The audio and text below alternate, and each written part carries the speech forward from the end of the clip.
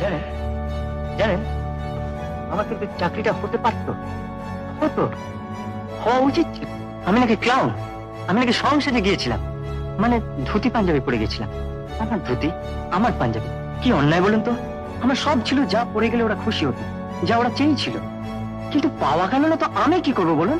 অথচ আমার আর সবকিছুই ছিল, বিদ্যে, বুদ্ধি, যোগ্যতা, ওদের হিসেব মতো সব, শুধু ছিল না পোশাক।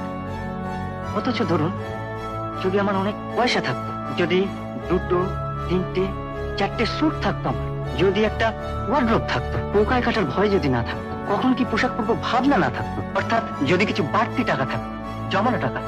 আচ্ছা বলুন, কত সহজে আমার চাকরিটা হয়ে যেত। কবে ছিল না শুধু টাকা। আর জানেন, ওই জন্যই আমার চাকরিটা হয়নি।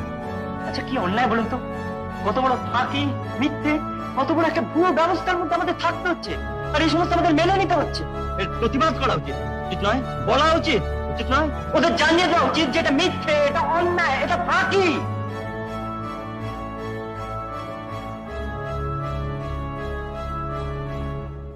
কি আপনারা কোথায় গেলেন? শুনছেন? শুনছেন? এতক্ষণ প্রশ্ন করছিলেন, আপনারা গেলেন কোথায়? শুনছেন? কোথায় দাঁড়িয়ে আছেন আমাকে? শুনছেন? শুনছেন?